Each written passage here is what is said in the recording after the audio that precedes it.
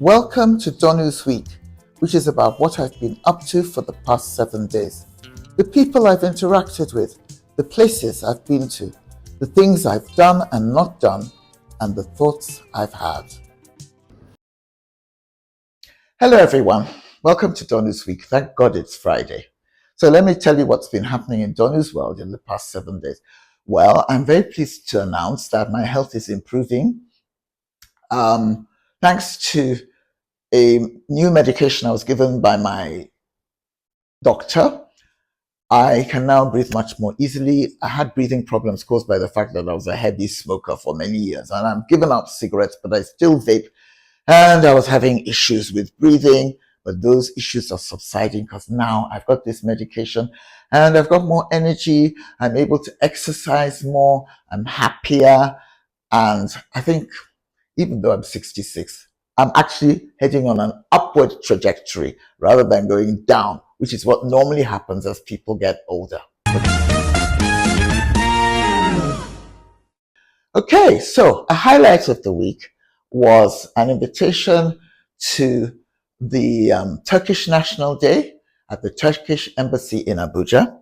And there are lots of interesting people there, both Nigerians and foreigners. And it was nice to catch up with old friends and to meet some new people. And one of the new people I met, this is a definite highlight of my week, was Joseph Yobo. I'm from Ogoni in Rivers State, and Joseph Yobo is too. But I've never met him before, and I don't know anything about football. All I know is that he's a highly successful sportsman of whom Ogoni people and Rivers people generally are very proud. I mean, I think he's retired now and he's in business. But it was so nice because I recognized who he was, though we'd never met, and he recognized who I was, though we'd never met. And we took some very lovely pictures together, and his beautiful young wife joined us. And so, Joseph, it was a privilege and a pleasure. Okay? Now, next thing I want to talk about is this is not something that has happened in Donny's world because I'm not a member of the British royal family. But, I'm just as shocked as everybody else is about the fact that King Charles has deprived his brother Andrew of his princely title because of various scandals revolving around the trafficking of innocent young girls, one of whom eventually committed suicide a few weeks ago. This, of course, is linked to the Jeffrey Epstein scandal in America. And nobody is entirely sure what role exactly Andrew played, but the girl who committed suicide said that he treated her like a piece of meat, more or less, and that he was deeply involved in Epstein's sordid shenanigans around underage girls. And so the scandal has grown and grown. It has refused to go away. And I think King Charles finally had enough, so he took his brother's title away. Look, I understand that Andrew needs to be punished, not least because he didn't show much sympathy for Epstein's victims or much sorrow about or remorse about his own role, however small that might have been. I mean, I have no idea.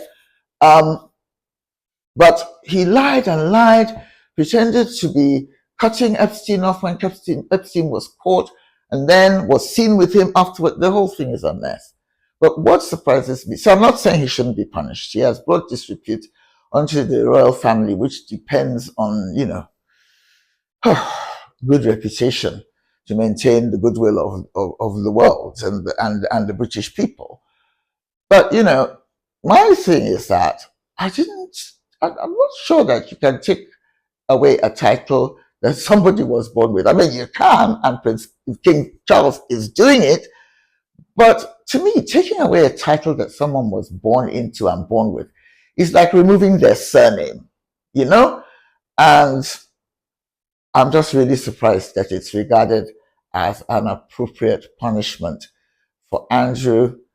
I can think of better ways of punishing somebody who has probably broken the law and brought shame on his family. But I'm having this argument with my friends about whether you can take away something that someone was born into. What do you think? I'd love to hear what Nigerian and international viewers of Donny's World think about this matter. Is it a case of once a prince, always a prince? Or can you tell someone who was the child of a monarch that basically he no longer has that identity? Interesting question. Okay, so let's get down to food for thought. The segment of this show in which I raise issues that have made me think, and I hope will make you think.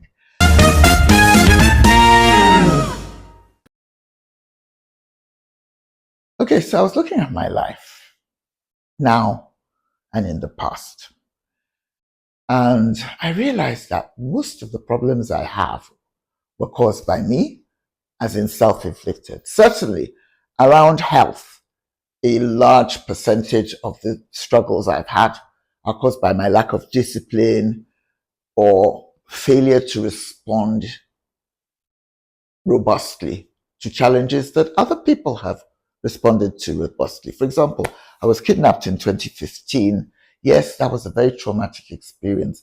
And yes, I was like a nervous wreck for a long time, still a little bit, jumpy around security issues. I'm hyper vigilant. It has had a huge effect on me psychologically. One of the things that came out of this was that I was put on a medication to calm me down for 3 years. And that medication made me gain a lot of weight. So obviously it's not my fault I was kidnapped. It's not my fault I had to be put on medication to calm me down.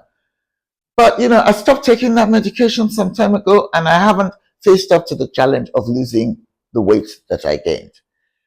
I'm doing it now, but it's taken me too long to start this battle towards reverting to being a healthy weight. And not just my health, I've already mentioned the fact that heavy smoking has damaged my lungs. Even around work issues and family issues and other things. It's not all my fault what has gone wrong, but a lot of it is caused by me failing to handle things well. So what do you think? Do you think that, how do you see the problems that you have as an individual? Or the people around you? Do you think that you're a victim and that almost nothing bad that has happened to you is your fault? Or do you see your own hand in some of the problems that you have or have had in the past? Looking forward to hearing your views on this topic. See you next week.